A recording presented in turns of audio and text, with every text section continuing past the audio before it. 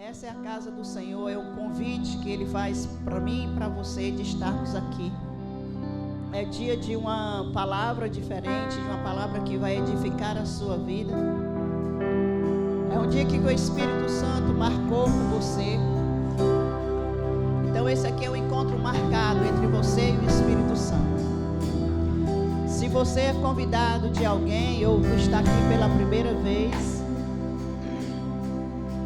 saiba que foi o Espírito Santo que lhe conduziu até aqui, porque o que Ele tem para você e o que Ele já vem falando com você, Ele precisa fortificar cada dia mais aquilo que Ele tem falado com você. E nós estávamos aqui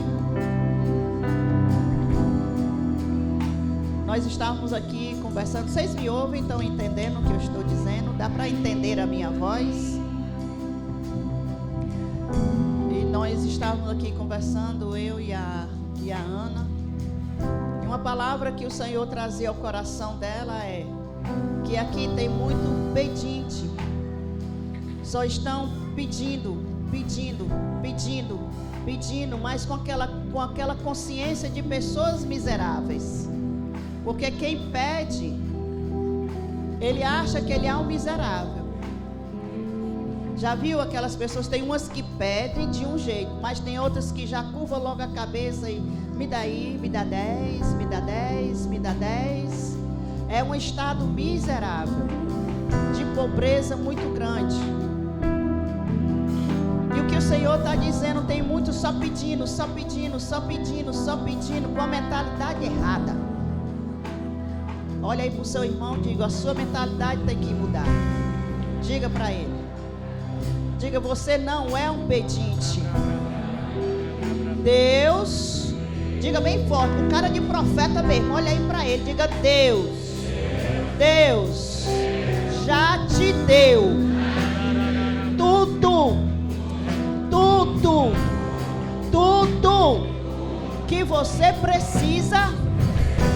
Deus já te deu. Diga agora, você. Olhe bem para a cara dele mesmo, assim de profeta. Diga: você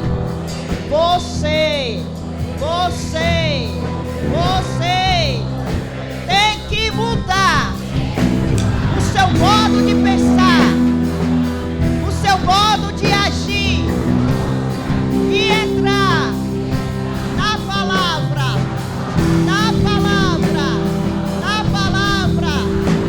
que diz que tu és mais,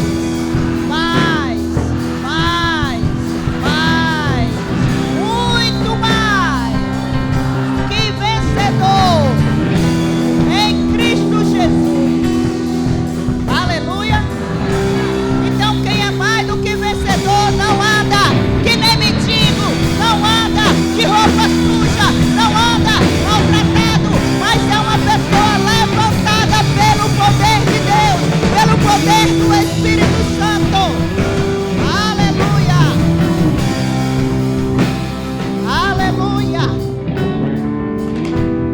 Então ande como rei, porque o reino de Deus é poderoso. No reino de Deus não existe essas pessoas pedintes, mas existe rei e rainhas, porque o reino de Deus é isso. É você saber quem é o seu pai e quem é você. Aleluia. Levante suas mãos aos céus. Pai, em nome de Jesus, na autoridade do teu nome, na autoridade que há em ti, eu entrego, Senhor, os corações aqui presentes. Corações, Pai, que somente tu conhece, mente que só tu conhece, pensamentos que só tu conhece, eu os entrego nas tuas mãos. E que nessa noite o teu Espírito possa esquadrilhar os corações, as mentes, e que teu Espírito encontre repouso nos corações aqui, e que nós possamos te adorar, possamos te bendizer, possamos nos curvar diante da tua unção.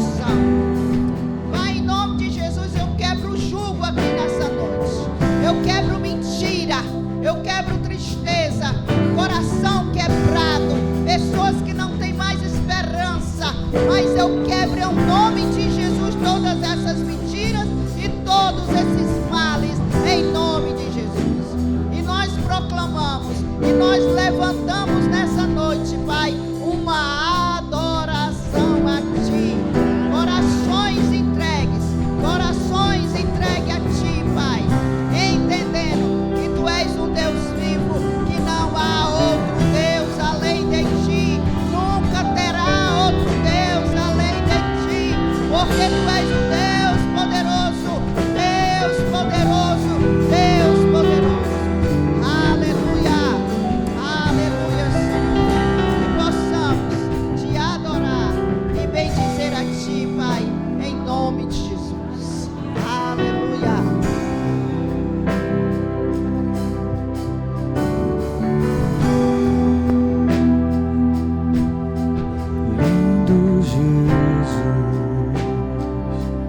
Rei do meu coração,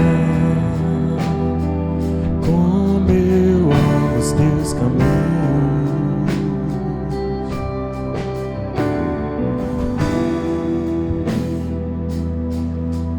Lindo Jesus, estrela da manhã, eu cantarei a ti. O que posso te dar por tudo que tu és? Você me libertou e me curou. O que posso te dar? O que posso te dar por tudo que tu és? Você me libertou e me curou. Tu és bom em todo tempo, és bom. Justiça está em ti, teu amor. Teu amor é pra sempre.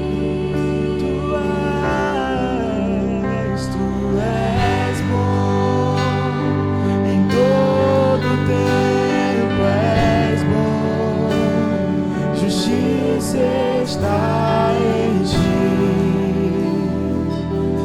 Teu amor é pra sempre.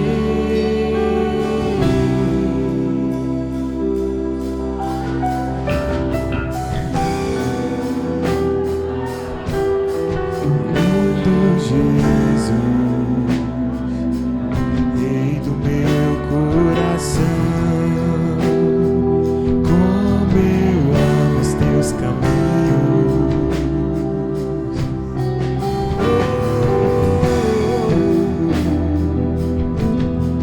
Lindo Jesus,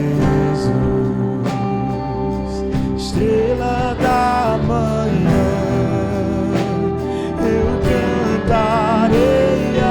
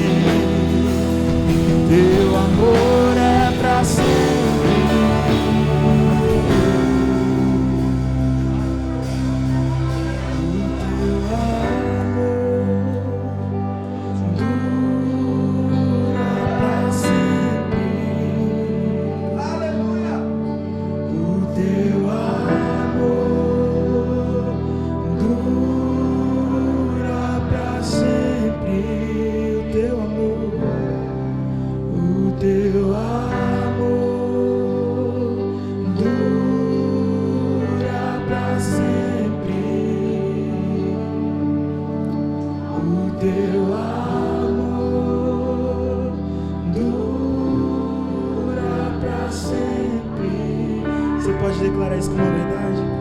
O teu amor dura pra sempre. O teu amor dura pra sempre. O teu amor, o teu amor dura pra sempre. O teu amor dura pra sempre. O teu amor, o teu amor dura pra sempre. O teu amor dura pra sempre. O teu amor, o teu amor dura, não há sombra de variação. O teu amor dura pra sempre. Tu és bom em todo tempo, és bom, justiça está em ti.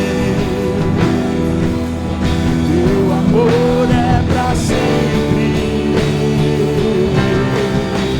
Tu és bom em todo tempo, és bom, justiça está em ti. Teu amor é pra sempre. Tu és bom em todo tempo, és bom, justiça está em ti. Teu amor é pra sempre.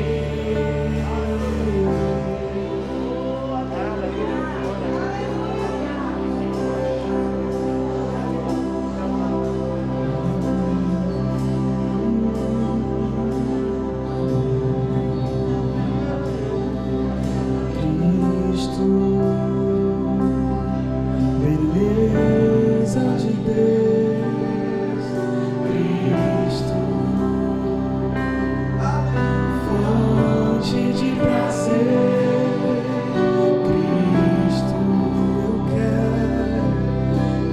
quero conhecer, Cristo.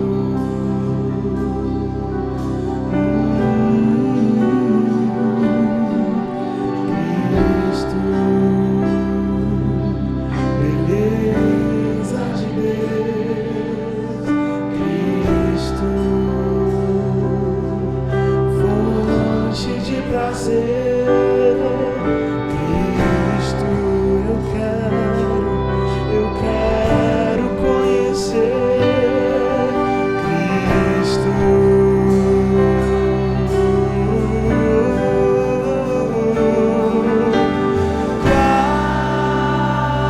Qual a beleza que existe em ti, que eu ainda não vi.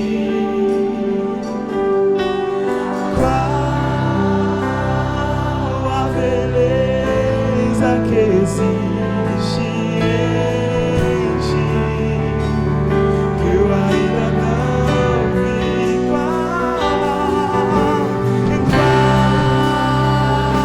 a beleza que existe em ti, que eu ainda não vi.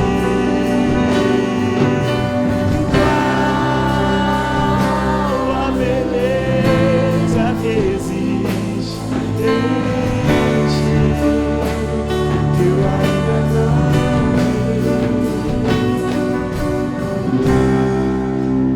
Eu não sei se você já se perguntou: Senhor, o que é aquilo, Pai? O que é que eu não conheci ainda em Ti? O que é que eu não desfrutei ainda? O que é que está faltando para eu tomar uma decisão, para eu tomar uma atitude, para eu mudar completamente? Às vezes eu me pergunto, né, o que aqueles grandes homens que tem na palavra viram que mudaram completamente. O que Abraão viu? Ele deixou tudo, crendo numa promessa. O que é que Moisés viu para estar à frente de uma guerra e libertar o povo de Deus? O quê? O que é? Eu me pergunto, Senhor, meu Deus, o que é que está faltando? Eu acho que essa deve ser a nossa oração, sabe? Jesus, qual é a beleza que existe em Ti que eu ainda não conheço? Senhor, me apresenta, Pai. Me revela, Senhor, esse lado do Senhor que eu ainda não conheço, que eu ainda não desfrutei, para que eu possa mudar completamente, para que tudo que tem em mim mude completamente. Não tenha mais como retornar para outro lugar, não tenha mais como pensar em outras coisas, porque nós conhecemos a beleza. Nós tivemos a revelação de quem Tu és.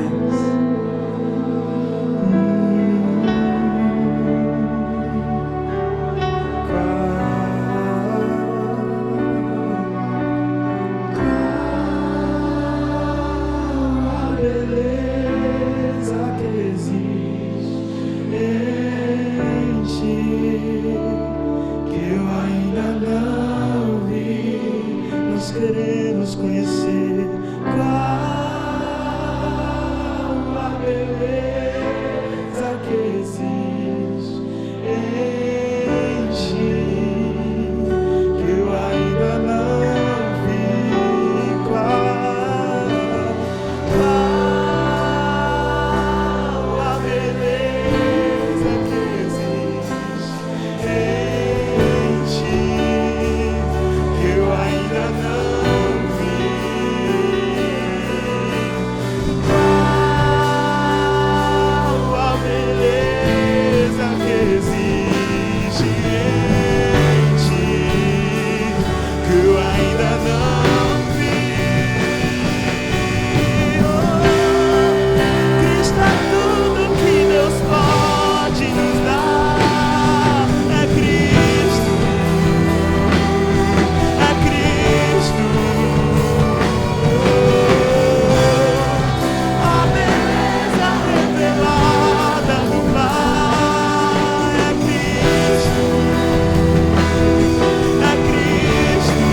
Cristo é tudo.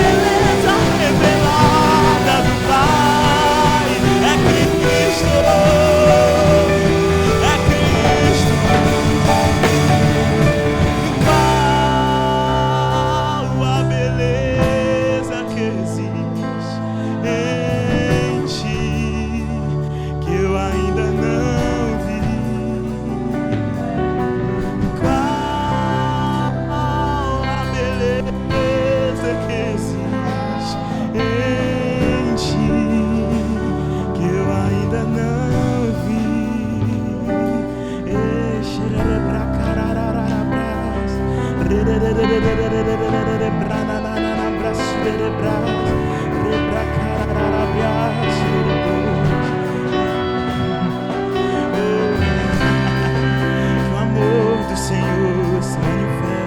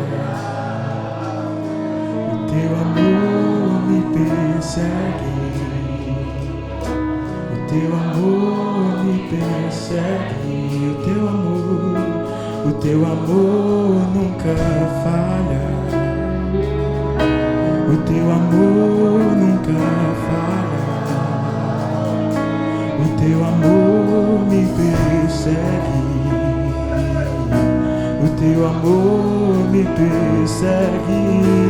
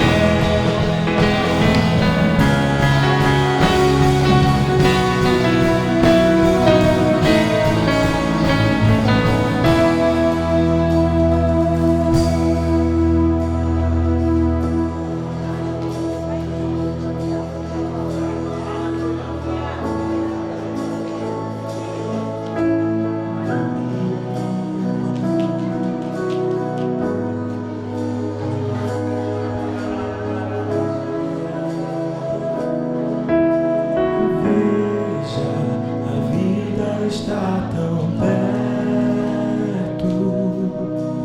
Prove, a paz não está tão longe. Cadê as sombras que nos seguiam?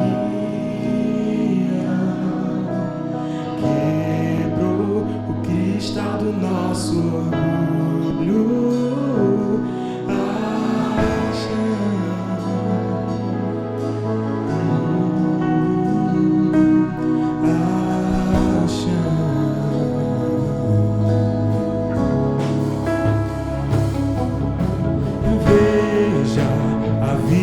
Está tão perto. Prove,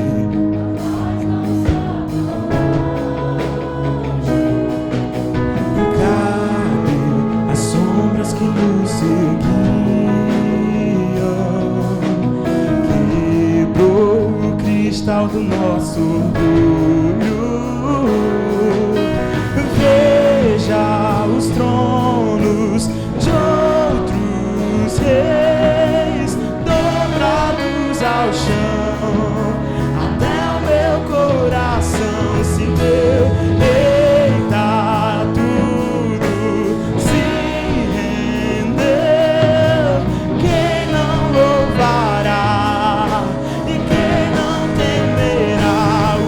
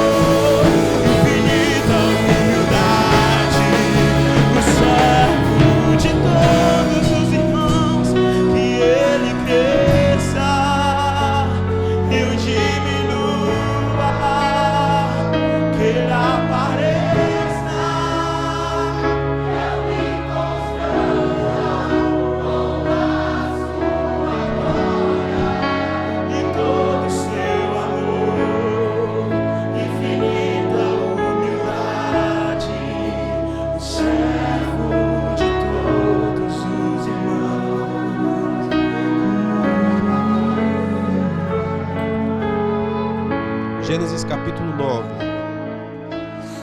Você já abriu? Gênesis, o primeiro livro da Bíblia, fácil, né? Então, versículo 20 diz o seguinte: começou Noé a cultivar a terra e plantou uma vinha. Bebeu do vinho e embriagou-se. E achava-se nu dentro da sua tenda. E Cão, pai de Canaã, Cão é o nome do rapaz, viu, gente? Cão, pai de Canaã, se você quiser colocar no seu filho, vem aqui, Cão. É bom que você pelo menos não diz palavrão, né? Esse menino é um cão, né? Fica mais fácil de esculhambar. Então, mas Cão aqui era o filho mais novo de Noé. E Cão, pai de Canaã, viu a nudez de seu pai e o contou a seus 2 irmãos que estavam fora. Então tomaram Sem e Jafé uma capa, puseram-na sobre os seus ombros e, andando virado para trás, cobriram a nudez de seu pai, tendo o rosto virado de maneira que não viram a nudez de seu pai. Despertado que foi Noé do seu sono, despertado que foi Noé do seu vinho, soube o que seu filho mais novo lhe fizera, e disse: maldito seja Canaã, servo dos servos, será de seus irmãos. Disse mais: bendito seja o Senhor, o Deus de Sem, e seja-lhe Canaã por servo. Alargue Deus a Jafé, e habite Jafé nas tendas de Sem, e seja-lhe Canaã por servo. Misericórdia. Ai, ai, ai. Vocês viram alguma coisa aqui? Não? É por isso que eu vou pregar, que é para poder, para poder mostrar. Mas porque eu estou vendo aqui, eu já estou assustado. Que eu percebi aqui uma outra coisa que eu não tinha percebido no primeiro horário. Muito bem, vamos lá. Vamos conversar sobre esse texto hoje. Esse texto é um texto importante. Mas antes da gente chegar nele, eu queria falar para você sobre autoridade. Autoridade, ela é uma coisa muito significativa no mundo espiritual. Autoridade. O que é autoridade? Autoridade é o legítimo poder de ação ou de comando. Isso é autoridade. Legítimo poder para agir. Isso é autoridade. A autoridade ela é tão significativa na Bíblia que quando Jesus ressuscita, Mateus 28, 18, ele olha para os seus discípulos e disse: toda a autoridade ou todo o poder me foi dado nos céus e na terra. Portanto, vão e façam discípulos em todas as nações. Ensine-os a guardar todas as coisas que eu vos tenho mandado. E eis que eu estou convosco todos os dias até a consumação dos séculos. Então veja, Jesus ressuscitou.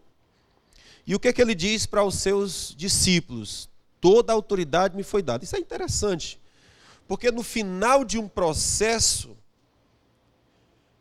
Jesus nasceu, viveu, operou milagre, morreu, ressuscitou. Quando ele ressuscitou, o que ele diz? Toda a autoridade me foi dada nos céus e na terra. Até parece que tudo que foi feito até aqui é para nós chegarmos nesse ponto. Toda a autoridade me foi dada nos céus e na terra. Filipenses capítulo 2, se eu não estou enganado, a Bíblia diz que Jesus se tornou servo, ele sofreu dores, tal, como a gente sabe, e no final a Bíblia fala: e foi-lhe dado o nome que está sobre todo o nome, autoridade. Então me parece que o objetivo de Deus, em todo o processo com Jesus, foi levá-lo a um lugar de autoridade. Então a autoridade no reino dos céus é uma coisa primorosa, ok? Então veja, existem pelo menos 4 áreas de autoridade. Existe a autoridade civil, essa autoridade civil é representada pelos reis, pelos presidentes, primeiro-ministro, governador, autoridade civil. Segundo nível de autoridade que a gente tem são as autoridades sociais, como, por exemplo, os professores, patrão, chefes, coisa que a gente conhece, né? Mas aí tem 2 níveis de autoridade que eu vou me deter apenas em um, que são o nível de autoridade dentro da família e o nível de autoridade dentro da igreja. Essa parte da autoridade dentro da igreja eu não vou falar hoje, eu quero falar sobre essa autoridade dentro da família, ok? Então eu quero só que você perceba como essa questão da autoridade ela é tão importante na Bíblia Sagrada. A Bíblia diz o seguinte: toda alma esteja sujeito às autoridades, conforme está escrito em Romanos capítulo 13, versículo 1. Toda alma esteja sujeito às autoridades. Deus tem uma expectativa de que haja submissão às autoridades, correto? Então, baseado nessas coisas aqui, chegamos nesse texto que nós lemos de Gênesis capítulo 9. O que aconteceu nesse texto de Gênesis capítulo 9?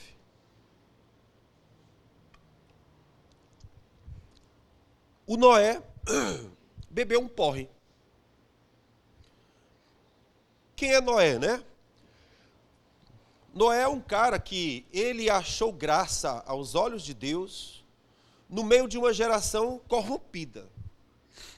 Então observe, a Bíblia diz que Deus, lá em Gênesis capítulo 6, a Bíblia diz que Deus olhou dos céus à terra, e dos seres humanos que ele havia feito, não havia nada que se aproveitasse. Na verdade, diz a Bíblia que nem os pensamentos se aproveitou.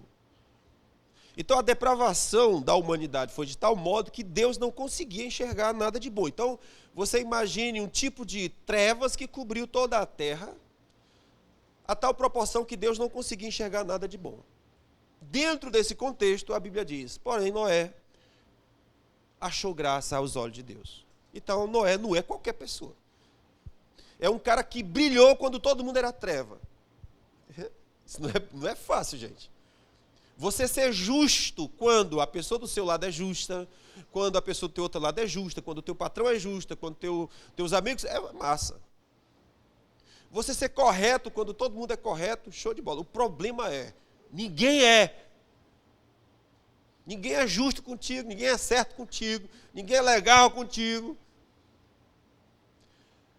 Aí Deus olha e diz, porém ele faz diferente. Ele é diferente. Então aqui, então esse é o cara, esse é o Noé.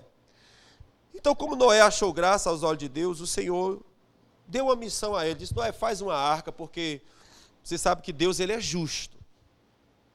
Quando Abraão foi interceder pela cidade de Sodoma e Gomorra, a Bíblia diz o seguinte, Abraão disse o seguinte, Senhor, por acaso, tu destruirás o ímpio junto com o justo? Qual é a resposta? Claro que não, porque Deus é justo juiz, não é?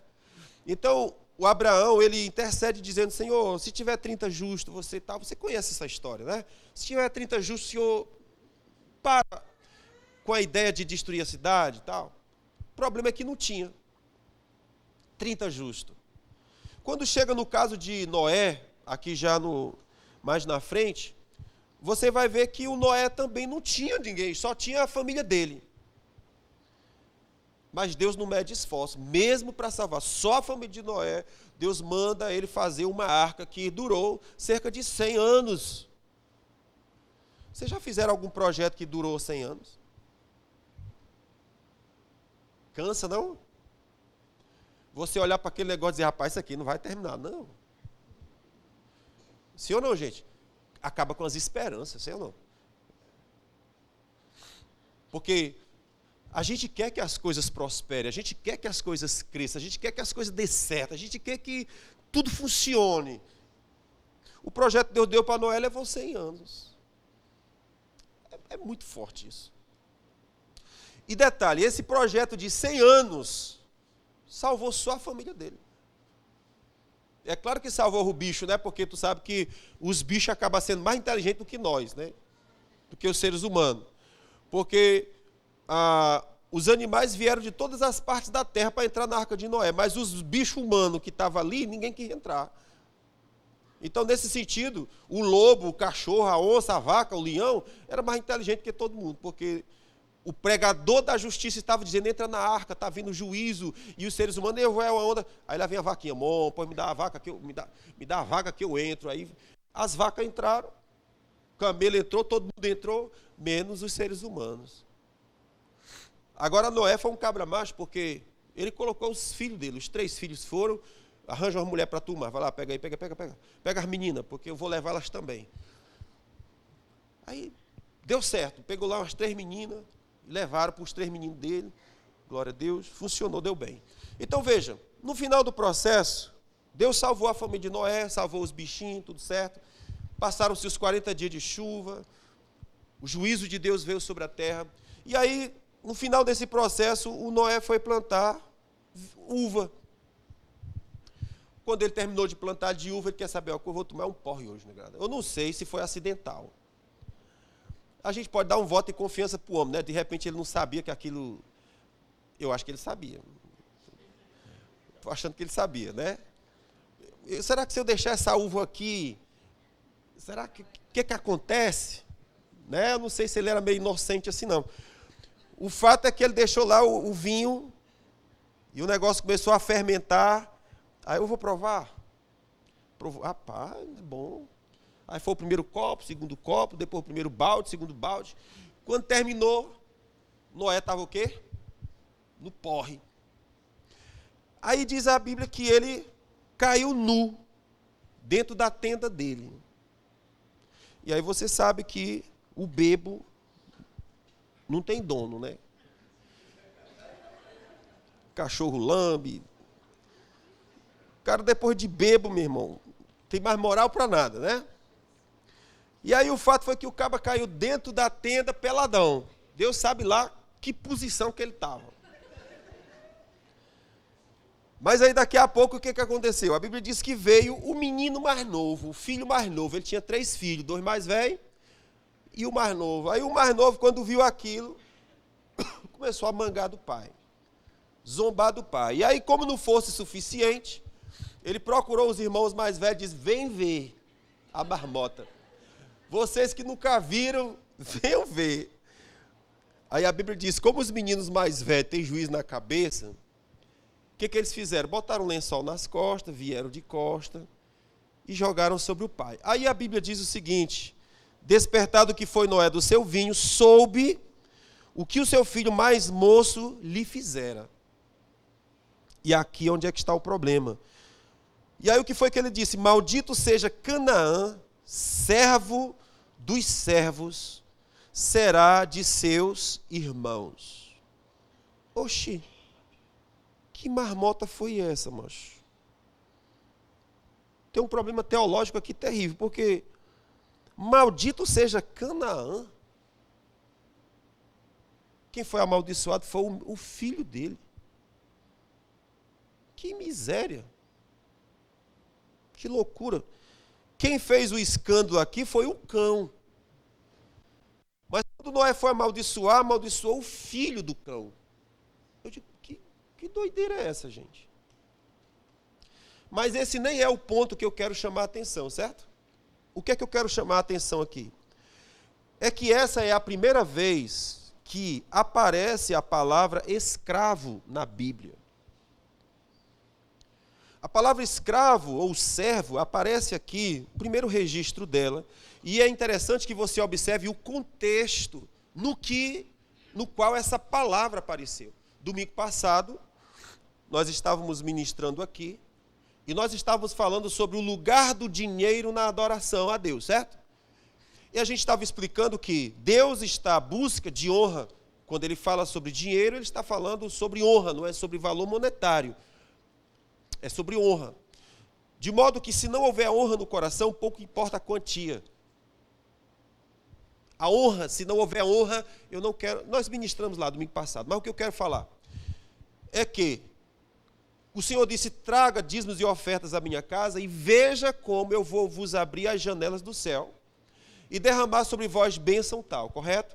Então Deus estava explicando que uma condição para que as janelas dos céus se abram e favor se derrame é se houver honra. Certo? Se houver honra. Então Deus está explicando aqui como é que a janela do céu se abre. E nesse texto está explicando como é que ela se fecha. Porque até então não se havia falado sobre escravo. A palavra escravo, ela surge exatamente no contexto de desonra de filho com pai. E essa desonra vai entrar na sua geração. Não é só em você, não para em você. Entra na geração. O filho dele foi que foi amaldiçoado. E a partir de Cão, que gerou Canaã, é onde você conhece a terra de Canaã. Não é? Então, os descendentes de Cão geraram a terra de Canaã, que foi a terra que proliferou todo tipo de idolatria, todo tipo de imoralidade sexual, sacrifício de crianças, mortandade de crianças, todo tipo de violência. Veja, de onde que veio essa desgraça toda de feridas paternas?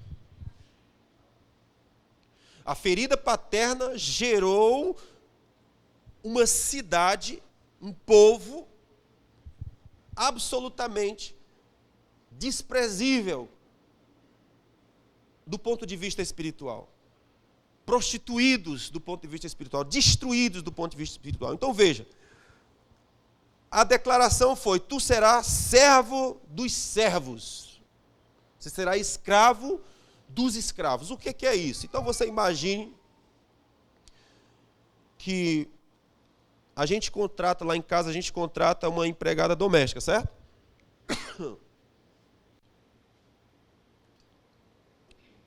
O que é que o texto está dizendo? Tu vai trabalhar para a empregada. Você compreende isso aqui? Você será servo do servo. Você vai trabalhar para o empregado. Ou seja, a pessoa ganha um salário que mal dá para ela viver.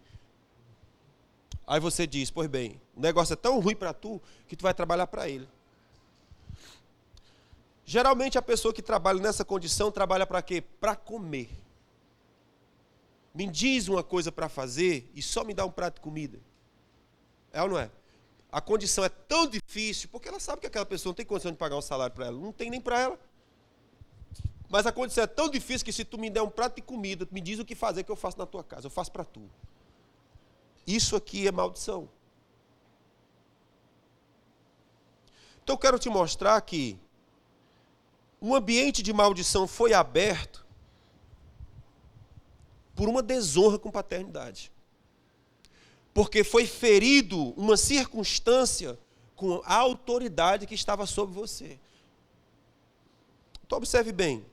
Então veja, a primeira observação que eu quero chamar para você aqui é essa.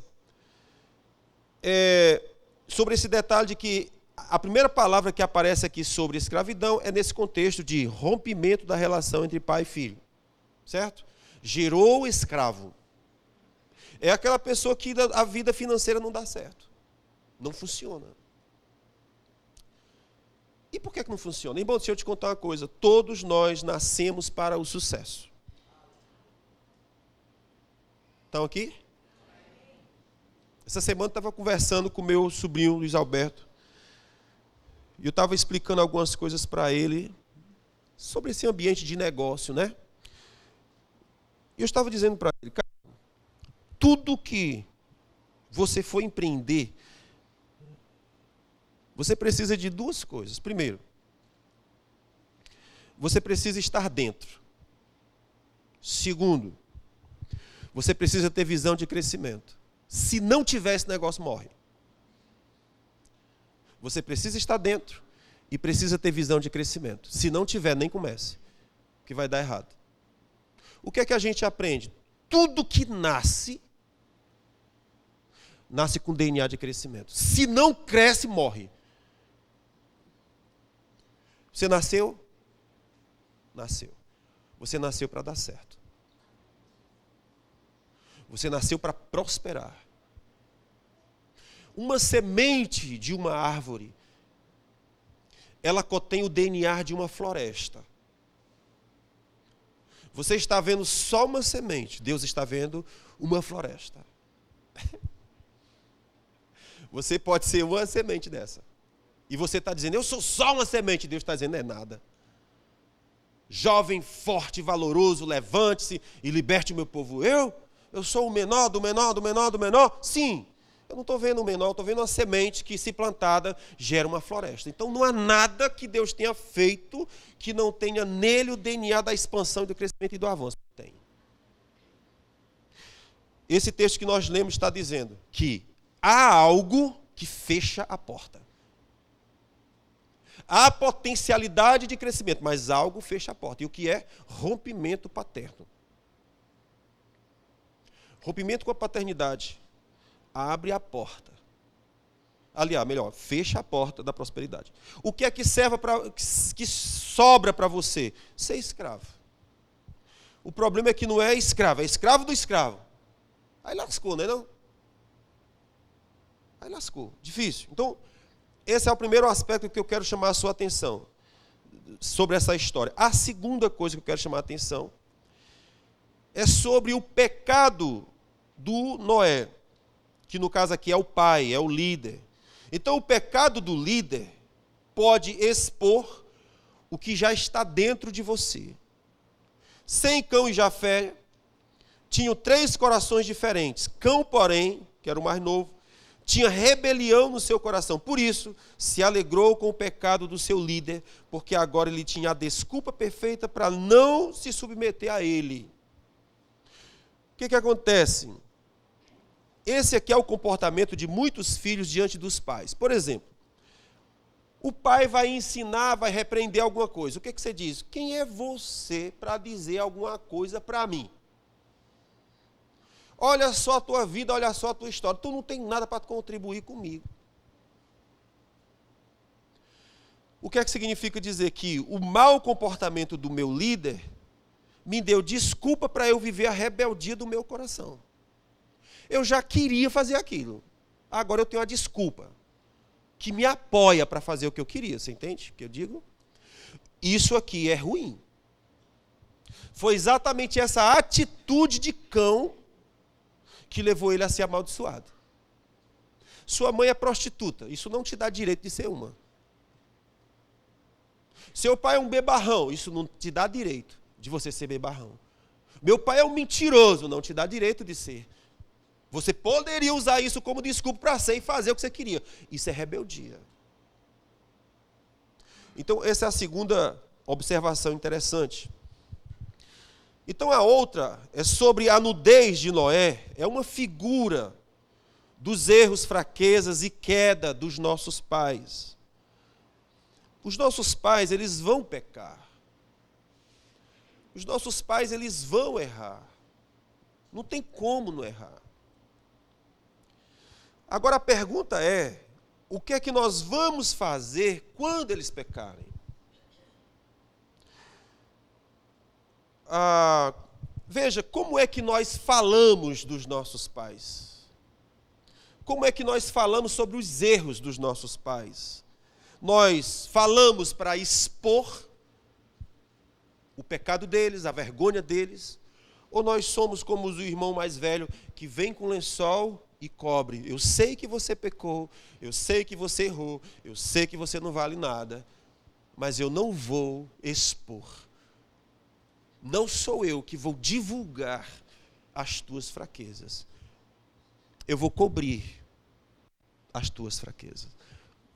Por isso que vem com lençol e joga para trás. Isso fala sobre lealdade, sobre fidelidade, sobre generosidade, sobre bondade. A Bíblia diz que a sabedoria, que deve ser uma coisa desejável, ela traz consigo honra e riqueza. Olha qual é o presente da sabedoria: honra e riqueza. Aqui nós temos 3 filhos. Um era o mais novo. O que é que o mais novo representa? Tolice. Tolo, burro, idiota. Que não atingiu o nível da sabedoria. Por isso que a atitude dele foi expor e ridicularizar o seu pai. Mas os irmãos mais velhos raciocinaram e disseram, não vamos entrar nessa onda. Mas o mais novo veio instigar os mais velhos para que entrasse na onda. Ele disse, não vamos entrar não. Nós vamos cobrir a vergonha do meu pai. Isso é lealdade. Aí o que o Senhor diz? Olha, a sabedoria, ela tem isso. Ela tem honra e ela tem lealdade. Ele fala, coloca isso como um colar no teu pescoço. Olha o que a Bíblia diz. Isso vai te proteger. Quando eu escondo, quando eu cubro a vergonha, o pecado do meu pai, eu estou sendo protegido. Não é sobre ele, é sobre mim. Eu fico num lugar, num ambiente seguro e protegido. Agora, a desonra me coloca num lugar onde eu fico vulnerável. E o que é pior, é que a vulnerabilidade não vem só sobre mim, entra nos meus filhos. Olha que porcaria. Aí eu aprendi sobre, porque meu pai tem muita coisa ruim, né? E aí eu disse, rapaz, e agora? Como é que eu vou usar os exemplos do meu pai sem falar mal do meu pai? Aí lascou, né? E aí eu entendo, eu discerno que depende de qual é o motivo do coração. O motivo do meu coração é expor o pecado do meu pai, é falar mal do meu pai, é malograr a imagem do meu pai, ou é usar aquela situação para ilustrar, para ensinar, para que a nova geração não faça a mesma coisa? Porque quando eu falo do exemplo do pai do outro, tem um peso. Quando eu falo sobre o exemplo do meu pai, tem outro peso. Porque é a minha história. Então veja, quando você fala do seu pai, da sua mãe, como é que você fala? Com que sentimento você fala? Com que atitude você fala? É com a atitude de pisar? É com a atitude de expor, de envergonhar, de constranger? É como se o coração está ferido com aquilo? Ou você... Como é quando você fala com ele? Porque o modo como eu falo vai denunciar como está meu coração.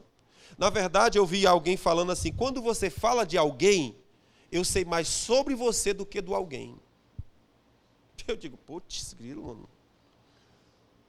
Quando eu falo sobre alguém, eu sei mais sobre... Imagina, se você me fala de alguém, eu sei mais sobre você do que quem você falou. Sobre quem você falou. Ok, gente? Então, observe como é que você fala, porque o modo como você fala, você pode estar na condição do irmão mais novo ou na condição do irmão mais velho. O irmão mais novo expõe a vergonha do pai. O irmão mais velho cobre a vergonha do pai. E por causa disso, eles foram abençoados. Quando o pai despertou do seu vinho, ele disse, você vai alargar suas tendas, você vai isso, você vai aquilo, você vai prosperar assim, você vai crescer assim, mas o seu irmão mais novo, esse aqui vai ser servo do servo. Maldição chegou. Ok? Então, o que é a maldição? Como é que a gente entende maldição, né? Eu gosto de lembrar que a última fala do Antigo Testamento, vocês se lembram, lá em Malaquias, é o último livro do Antigo Testamento.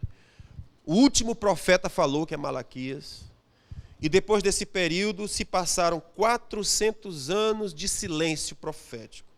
400 anos Deus não falou com a terra, Deus não falou com homem algum. Você consegue imaginar o que é 400 anos de silêncio de Deus? Gente, é muito tempo. Deus calou a boca por 400 anos, não falou a profeta nenhum. Não se ouviu em lugar nenhum na terra a voz de Deus, nenhuma palavra de Deus, nada. É muito tempo. Mas qual foi a última palavra antes de Deus calar? A palavra de Deus foi essa: estou enviando a unção de Elias. E a unção de Elias vai converter o coração dos pais aos filhos. Coração dos filhos aos seus pais. Para quê? Para que eu não venha ferir a terra com maldição.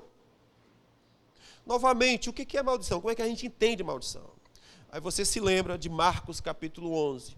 Jesus está caminhando com seus discípulos. Ele enxerga uma figueira. Está com fome. Viu que a figueira tinha folhas, foi na direção da figueira, meteu a mão para pegar figos e não tinha. Ele ficou chateado porque não tinha figos e amaldiçoou aquela figueira e disse, nunca mais ninguém coma fruto de ti. O que é maldição? Maldição é uma palavra liberada. E essa palavra liberada vai cumprir o propósito. É uma força espiritual operando para que aquilo aconteça. Agora, essa história da figueira, ela sempre chamou minha atenção e eu não tinha muita resposta para ela. Por quê? Porque para mim não fazia nenhum sentido. A Bíblia diz, não era tempo de figo. E Jesus vai lá para a figueira e diz, me dá figo. E não tinha figo. E ele ficou chateado e disse, pois pronto. Aí fez igual Noé. Pois tu vai ser servo do servo. Nunca mais ninguém vai comer nada de tu. Eu digo, Jesus, eu não entendi, foi nada. Não era tempo de figo, como é que o senhor queria colher figo? O que eu aprendi depois? É que a figueira estava mentindo para ele. Porque a figueira tinha folhas, mas não tinha fruto. Ela é uma oliveira, uma figueira que mentia. Eu pareço alguma coisa, mas eu não sou. E aí quando Jesus se aproxima daquela figueira para colher fruto, porque ela parecia que tinha, ele ficou chateado. Aí disse, é assim? Pois então pronto, ninguém mais come fruto de tu. No dia seguinte, quando os discípulos voltam com Jesus, eles olharam e a bichinha estava seca. E eles ficaram impactados e disseram, Jesus secou. Eu disse, mas é claro. Havia uma palavra profética nessa direção de que não houvesse mais fruto e ela secou e pronto. E secou desde a raiz. Estamos aqui? O que é maldição? É isso. O que é que Deus está dizendo? Eu vou enviar a unção de Elias para converter o coração dos pais, para que eu não amaldiçoe a terra. Isso é maldição.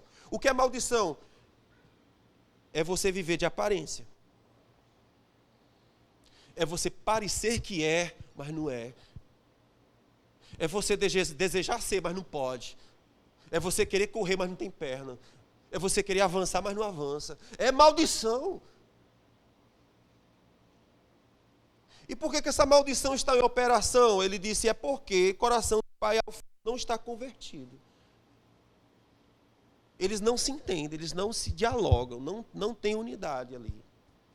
A consequência disso é a terra sendo amaldiçoada. É forte ou não, gente, isso? Quando foi 400 anos depois, Deus rompe o silêncio profético com um homem chamado João Batista. E ele apareceu no deserto, e ele era o cumprimento daquilo que Deus disse. Essa é a unção de Elias, que veio para converter o coração dos pais aos filhos. E o que a gente percebe na descrição do Evangelho é que a Bíblia diz que João Batista apareceu como uma máquina que faz terraplanagem, um trator, uma caterpillar. E qual era a sua função? Derrubar os montes elevados. O que são esses montes elevados? Coração de filhos rebeldes. Ele estava passando sobre ele como um trator, esmagando, quebrando. O que é que isso significa dizer? Que essa relação pai e filho não será consertada sem um poder sobrenatural de Deus para resolver esse negócio. Quem pensa que é fácil? Quem pensa que um ambiente de maldição criado é fácil de quebrar? Vamos fazer aqui a dancinha do sal grosso. Não funciona. Vamos chupar o cachimbo da paz. Não funciona. Não há macumba que você faça que funciona. Porque é um ambiente amaldiçoado. Foi dito, dado uma ordem, não frutifique, não gere fruto. E o que gerou esse ambiente? Rompimento paterno. Rompimento com o ambiente paterno, ok? Então veja, a Bíblia Sagrada coloca o seguinte, Luquinha. Olha o que a Bíblia Sagrada diz. Êxodo capítulo 20, versículo 12. Honra teu pai e tua mãe, para que se prolonguem os teus dias. A promessa aqui é de uma vida longa. Certo? A mortandade, quando chega na juventude, é uma evidência de maldição. Qual é o correto? É os filhos enterrarem seus pais, certo? É os filhos enterrarem seus avós. Quando são os pais que estão enterrando os filhos, maldição. Maldição está operando. Se você for investigar a causa, é rompimento paterno e materno. Se isso não for consertado, veja, a maldição de Cão passou para Canaã. Maldito será Canaã por tua causa. O filho, é a descendência, é a geração. Vocês não estão vendo isso nos nossos dias? Quantas mães estão chorando a morte dos seus filhos? Quantos pais estão chorando a morte dos seus filhos? Quantos pais estão sepultando os seus filhos? Maldição. Como é que se conserta isso? Honra. Honra pai e mãe. Para que tua vida se prolongue. E para que você desfrute de bem-estar. Deuteronômio 27:16 diz: maldito é aquele que desprezar o seu pai ou a sua mãe. Aqui explicitamente aparece a palavra maldito. Maldito aquele que desprezar seu pai ou a sua mãe. Provérbios 20:20, olha o que a Bíblia diz: ao que amaldiçoa seu pai ou a sua mãe, apagar-se-á a sua lâmpada em negras trevas. O que é que significa dizer? Que se eu estou rompido com meu pai e minha mãe, a lâmpada da sua vida vai ser apagada. Aqui traz a ideia de perda de direção. Aqui fala sobre obscuridade, destino incerto, falta de visão clara do futuro. De onde que vem essa visão clara do futuro, esse desejo de conquistar, esse desejo de realizar? Vem de uma relação ajustada entre pai e filho. Provérbios 30, versículos 11, diz o seguinte: há quem amaldiçoe o seu pai, e há quem não bendiga a sua mãe. A estes, o olho, ou melhor dizendo, o olho, vou ler de novo, gente, tá ruim. Há quem amaldiçoe seu pai, e que não bendiga sua mãe. O olho que escarnece do pai, ou despreza a obediência da mãe, os corvos do ribeiro o arrancarão, e os filhos da águia comerão os seus olhos. É uma linguagem forte. E novamente o texto está dizendo sobre falta de visão na vida. Os olhos arrancados. É como o cego que tateia na vida. A vida não é clara.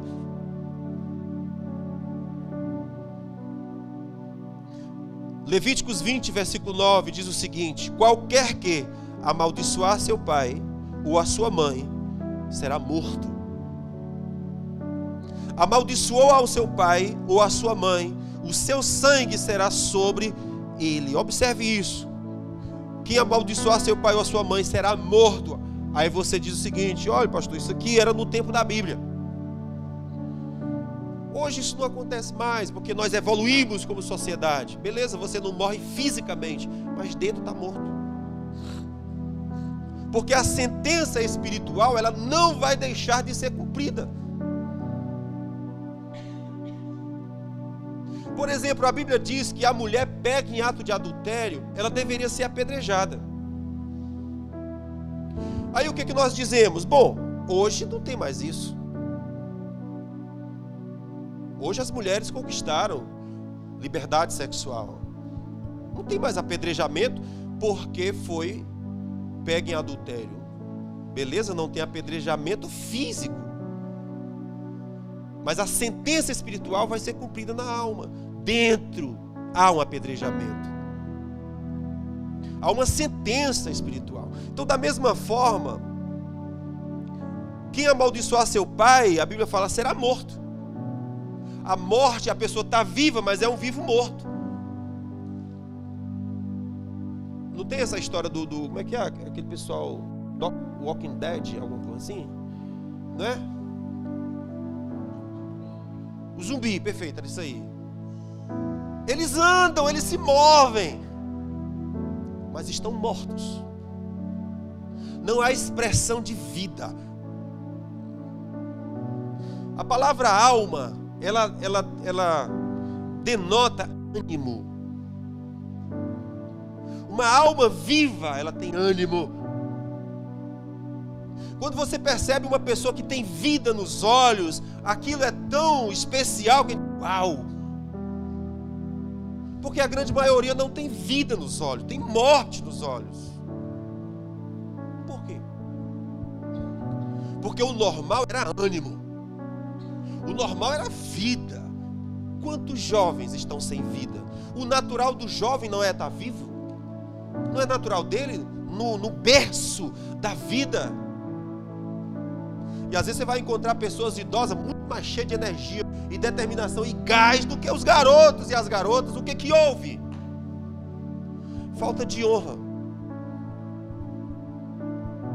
E aí eu quero chamar a sua atenção para um detalhe. Jesus diz o seguinte: qual de nós, de vós, né? Sendo maus pais, porque Jesus disse que os pais, eles são maus. Jesus falou. E ainda bem que ele falou. Porque a gente carrega um peso no nosso lombo, não? Porque por melhor que a gente fez, ainda fica aquela consciência: tu é uma merda. Desculpa a palavra. É ou não é? Por melhor que a gente faz, ainda carrega uma consciência que droga, meu irmão. Eu queria ser melhor, eu poderia ser melhor, fui ruim naquilo, falei nisso, falei naquilo. Um monte de culpa. Ainda bem que Jesus chegou e disse: ei, vem cá, deixa eu te ajudar uma coisa. Tu é mau. Mas eu também tenho que ser honesto contigo. E dizer que quando Jesus falou que nós somos maus pais, ele estava nos comparando ao Pai Celeste. Aí eu digo: Jesus, covardia, né, mano? A escala cresceu. Óbvio que jamais eu vou chegar na escala do Pai Celeste. Mas eu só quero te dizer o seguinte: ele diz: vós sois maus, mas mesmo sendo dessa categoria, se o filho te pedir pão, tu dá pão. É ou não é? Se o filho te pedir ovo, você não traz uma serpente, você traz ovo para ele. Agora, o que eu quero chamar a sua atenção? Por que eu estou dizendo isso? É porque é o seguinte: nenhum de nós daria serpente para os nossos filhos brincar. Sim ou não? Não daria. Você sai para trabalhar, aí bota lá na caixinha de brinquedos uma jararaca e uma cascavel. Eu amo meu filho. Ele ia brincar aqui, pegar o carrinho dele, vai dar é bom. Quantos fariam isso? Não faria. Sim ou não? Mas sabe qual é uma coisa que nós estamos negligenciando? Nós não estamos ensinando nossos filhos a honrar os pais. E se você não ensina seus filhos a te honrar, você está colocando uma serpente na caixinha de brinquedo deles. Nós crescemos com a consciência: eu tenho que dar ao meu filho tudo, eu tenho que fazer tudo, eu tenho que eu sei o quê. E os meninos crescem como se fossem hóspedes da casa, e você o empregado. E cadê a consciência de honra? Não tem. E ao fazer isso, nós estamos colocando sentenças espirituais pesadíssimas sobre eles, de morte, de cegueira, de perda de destino, de perda de propósito, porque eles só os terão se eles honrarem profundamente seu pai e sua mãe. Ora, o que a gente tem hoje? Pais que gritam com os meninos. Uma criança de 2 anos chega, dá um chute no joelho e dá um tapa no rosto do pai, e fica por isso mesmo. Se você admite esse tipo de comportamento, você está dizendo: meu filho, brinque com a serpente, porque você vai se lascar. Há uma sentença espiritual de morte. Eu tenho que ensinar os meus filhos acerca de honrar papai e mamãe. Honrar. E o que é honrar? É considerar em grande estima. É considerar em grande valor. Se você tem uma joia, você não guarda essa joia lá no armário onde você guarda as facas. Sim ou não, gente? Você tem um cordão de ouro, você bota ali? Bota não. O cordão de ouro tem um estojo especial, sim ou não? Só de olhar para o estojo já enche os olhos. Quando você abre, uau! Porque é ouro, é uma joia. Custa caro, é precioso, me custa.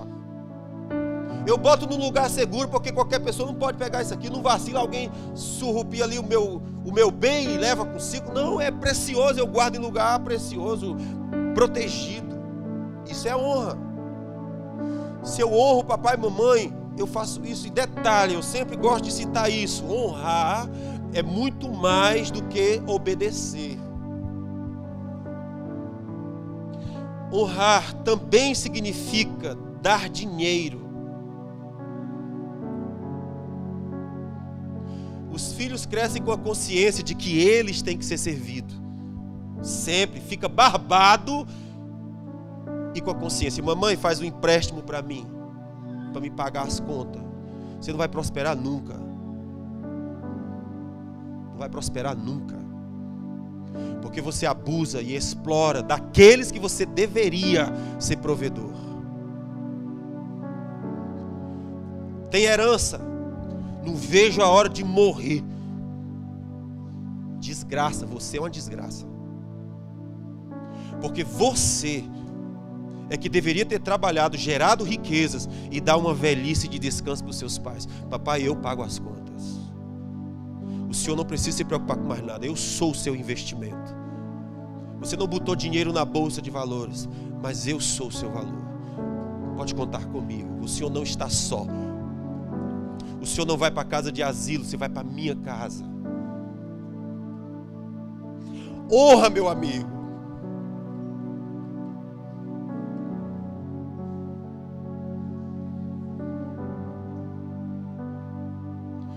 Essa geração está perdida, porque se perdeu esse valor de honra.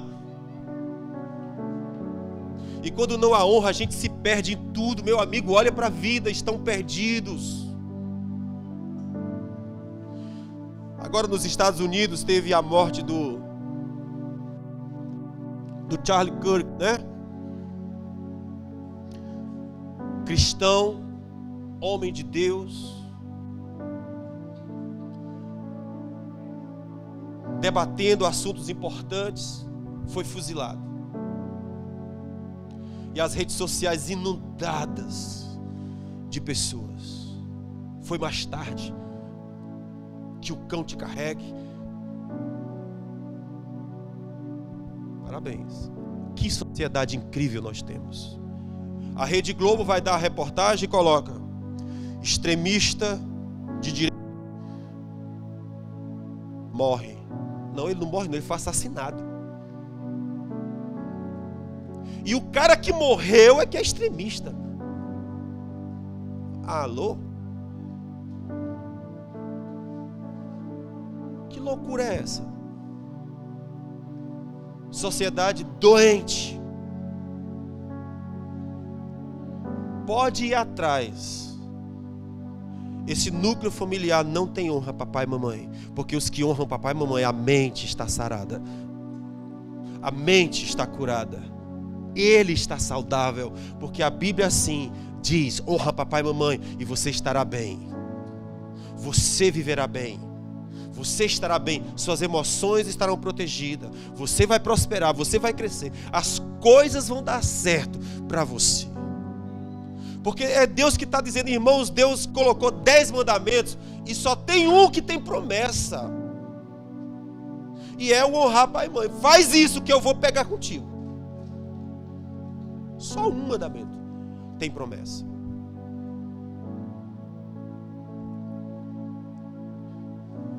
Por último, eu quero encerrar com esse texto de Efésios capítulo 6, versículo 4. E aqui o assunto já volta para os pais, que é o seguinte: e vós pais, não provoqueis a ira a vossos filhos, mas criai-os na disciplina e admoestação do Senhor.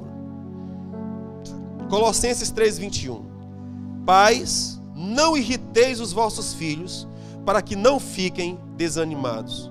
Então veja bem, sobre essa parte, pais, não provoquem ira dos seus filhos. Então, deixa eu te dar só uma palavra sobre isso, ok? Como é que pai provoca a ira dos seus filhos?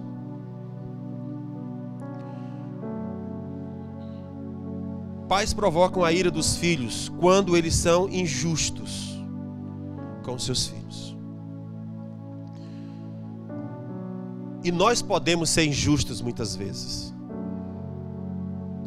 Mas aí onde vem, pensa num negócio difícil, é você pedir perdão a seu filho. É você reconhecer que errou. Nossa, ô negócio ruim, difícil. Você chegar e dizer, eu errei contigo, eu vacilei contigo, exagerei contigo, me perdoe. Meu amigo, porque você aí é pai, e agora você se ajoelha, e você está dependendo do seu filho liberar ou não perdão para você. Porque uma injustiça foi cometida, e você reconhece que houve pensa na grandeza que é esse ser humano, que é grande, mas se abaixa, porque sabe que errou. Amigo, isso traz cura. Isso traz cura. Eu estava vendo um exemplo sobre um filho que chegou da escola, deixa eu ver se eu me lembro aqui. Quando ele chegou, que entregou o boletim, ele tinha ido mal nas notas. A mãe ficou irada e deu uma batida assim como se fosse na mesa, mas errou e acertou o murro no nariz. Quando acertou no nariz, o sangue espirrou. E aí o menino descreve como aquela cena foi para ele. Como aquilo marcou suas emoções, como aquilo marcou a sua história e a sua vida. Mas olha o que ele fala. À noite, mamãe entrou no meu quarto e se ajoelhou. E disse para mim, nunca permita ninguém dizer que você não pode, ainda que esse alguém seja eu. Eu errei contigo, eu errei com você, me perdoe. Que grandeza, meu amigo. Porque nós podemos cometer injustiça, nós podemos errar e nós vamos errar. É quase impossível você andar de bicicleta e não levar um tombo. Assim é a vida. A questão é, quando a gente leva tombo, vamos fazer o quê? A parte de reconhecer o erro é muito difícil. Eu tenho errado com você.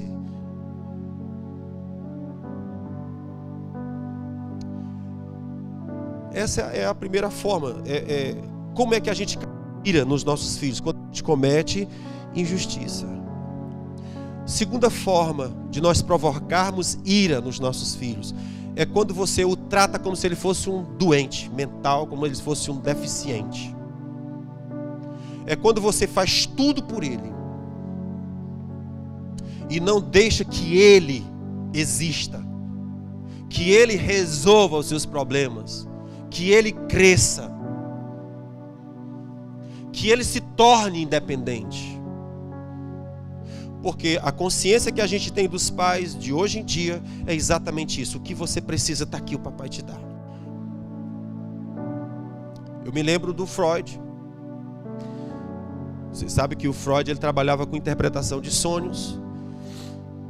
E aí tinha uma mãezinha que procurou, dizendo, estou perturbada, estou angustiada. Por quê? Porque minha filha sonha todo dia comigo. Eu vestida de bruxa. E entrando no quarto dela para assustá-la e assombrá-la. Aí o psicanalista foi lá e ouviu a história de um, a história do outro, viu lá e disse, minha senhora, interpretação do sonho é simples, a senhora é uma bruxa. A sua filha. Se ela precisa de uma mamadeira, a senhora corre e dá mamadeira. Se tal coisa, a senhora pega. É até da senhora brincar por ela. Não, filha, é assim, ó, bota aqui, bota assim, bota assim, bota assim, bota assim. A criança vai crescendo com o conceito de que eu sou uma ameba, eu sou uma porcaria, eu não sirvo para nada, eu não consigo nada. Eu sou um inútil. Nesse sentido, você é uma bruxa. Porque não deixa o filho viver as experiências dele. Eu me lembro do médico que ele dizia, psiquiatra, ele disse que em casa tinha 2 cachorros gigantes e o menino novinho. E o menino metia porrada no cachorro. Aí ele disse, rapaz, isso vai dar errado. E o menino batendo no cachorro. Aí chegou no cachorro, dá uma saculejada assim, o menino cai bem acolá. Ele disse, pronto, é isso aí.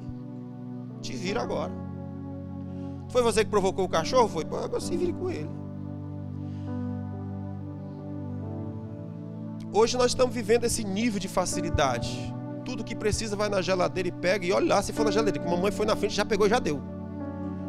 Você está criando um filho deficiente. Tudo perfeito, mas por dentro há uma crença de que ele não pode, por isso que você faz por ele.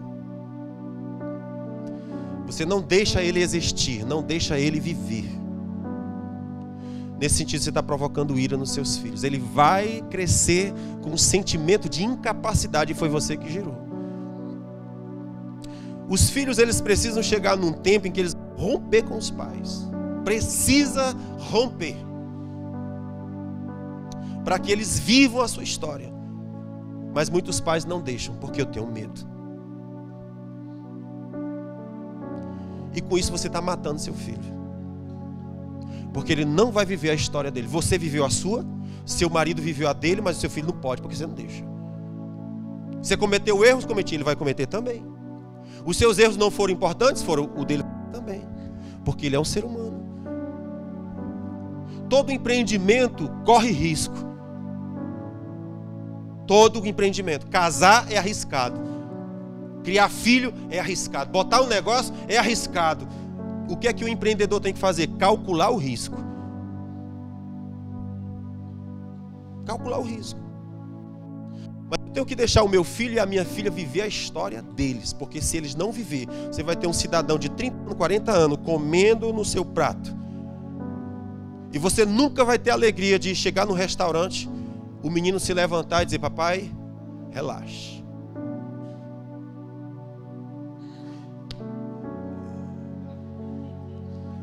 A conta é minha. Não, gente, fala pra mim. Isso não é maravilhoso? Não, fala pra mim. É maravilhoso. Se você nunca ganhou o seu dinheiro, você não sabe o que é você ter condição de pagar suas contas. É maravilhoso, é estupendo.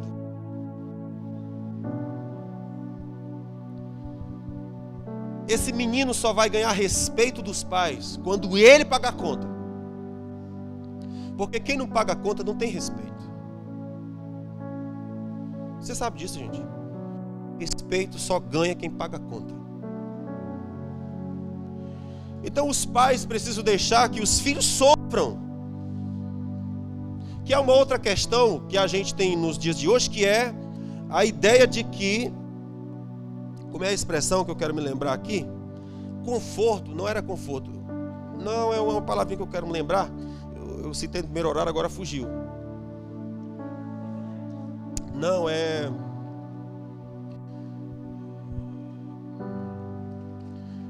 como se fosse conforto, certo? O conforto, ele não te faz crescer. Tudo que a gente quer é conforto. Não, conforto não te faz crescer. O que é que te faz crescer? É exatamente aquilo que te provoca, aquilo que é ruim. Hã? Não, é outra palavra.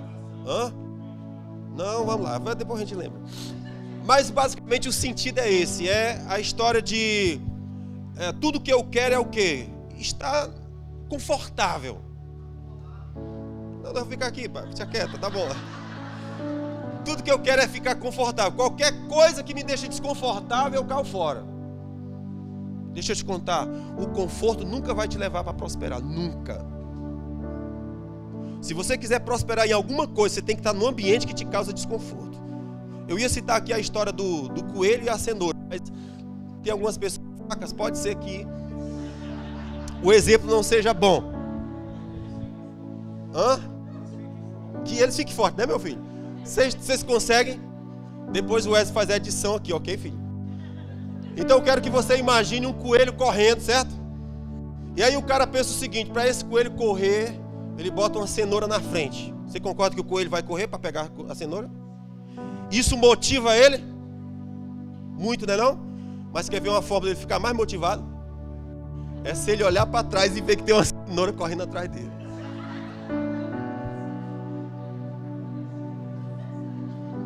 Ou você corre, a interpretação é contigo, tá bom? Essa parte é licença poética. Mas o que é que eu quero te dizer com isso? O que é que eu quero te dizer com isso? Que, veja, quando você pensa nas coisas boas que você poderia ter, isso é a cenoura que vai na frente. Isso te motiva. Ah, vou comprar minha casa, vou comprar meu carro, vou para tal lugar. Bênção. Mas sabe qual é o que te motiva mesmo? Quando você olha para trás e diz, naquela casa eu não entro mais. Aquela vida, nunca mais. Aquelas pessoas que eu suportava, nunca mais. Essa é a cenoura que vem atrás. Elas motivam, amigo. O que leva você a prosperar é você saber, isso eu não quero nunca mais na minha vida. Então não é o conforto que te faz crescer, é o desconforto. É quando você é esticado e diz, caramba, meu irmão, eu estou irado com isso. Se você não se volta, nada muda, nada acontece, não tem força. Qual é a figura do pai? Qual é a figura da mãe? Não é dar berço, é gerar desconforto. Estava contando o exemplo do meu pai, não para falar, para ilustrar, ok? Que Deus tenha meu pai. Mas teve uma época da minha vida que eu era criança ainda, viemos morar aqui em Pacajus. Morávamos em cima do açude. Eu acho que nesse açude tinha um nome lá, Cajubrais, uma coisa assim, que faz aqueles sucos de caju, de vasilha assim, caju, não lembro o nome agora não, mas jandaia, isso mesmo. E aí nós morávamos lá em cima da parede do açude. E qual era o nosso trabalho? Trabalhar nas plantações de caju. E obviamente que nós não tinha bota, só meu pai tinha bota. Trabalhando nas areias, quente, o seu pé afunda naquela areia. Ela não fica só em cima não. Depois de um tempo, cada meu tinha uma bolha. Depois eu vim saber que aquelas bolhas eram queimadura. Queimadura. De tão quente que era o sol. Adiantava usar chinela? Não, porque a chinela afunda. Aí você pega a chinela lá, bota e afundar de novo. Fica de pé descalço mesmo. Pé cheio de bolha. O dono das plantações mandava um trator para pegar a gente. Meu pai disse, vamos trator não é de pé. Acordava 2, 3 para andar. Chega lá 5, 6 horas. No roçado de caju. Um dia,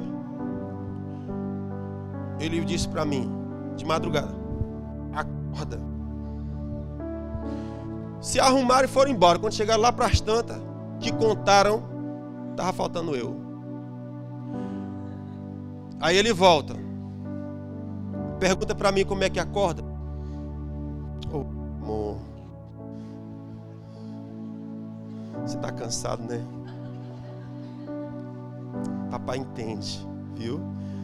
Fique aí. 8 horas eu vou te pegar. Vocês acham que era assim? Era não, filho, era não. Então eu deixar para a imaginação de vocês como é que eu fui acordado. Mas, o que é que eu estou dizendo? Que a função do pai e da mãe é esse. Você quer provocar ira no seu filho? Seja bonzinho demais para ele. E aí você vai provocar ira, porque você vai criar uma pessoa incompetente. Uma pessoa incapaz, que vai carregar na vida um eco dizendo, você não pode. Mas se você criar de outro modo, ele vai crescer com uma consciência, irmão, sai do meio, que eu vou fervendo, pode vir que eu te quebro, uma força descomunal, e aquilo não te para. Qual é o problema? Que tem muitos pais que não amadurecem para deixar os filhos livres. Se o pai não amadurece, o filho tem que romper. E aí você percebe a contradição do que eu estou pregando, porque no começo eu estou dizendo, honra teu pai e tua mãe, agora eu estou dizendo, rompa. Porque ou você rompe, ou você vai afundar junto com ele. Se perderão todos. Então, para você viver a sua história, para você realizar os seus sonhos, você tem que romper e construir a sua história. Lá na frente você volta e diz, sobe no barco, papai, porque agora eu fiz. Aí você tem estrutura para dizer, agora eu posso te ajudar. Mas não há desculpa para você viver a sua história. Então escute, eu estou dizendo para você, primeira vez que aparece a palavra escravo, é no rompimento de paternidade. E eu estou dizendo para você, resolva isso. Esse ambiente de maldição não te ajuda, não te favorece. Resolve isso. A palavra de Deus é, vou enviar a unção de Elias e ele vai curar a relação entre pai e filho, para que eu não fira a terra com maldição. O coração do pai e do filho é consertado. A Bíblia diz, agora sim, o vento pode soprar. Agora nós vamos voar. Uma nação sarada, ela começa com a relação entre pai e filho sarada. Uma relação de uma nação doente começa quando essas relações começam a se quebrar. Se nós somos igreja de Deus, nós temos que começar a consertar essas coisas. Amém, gente? Tem que consertar essas coisas. Então eu queria trazer essa advertência para vocês. Que Deus abençoe sua vida.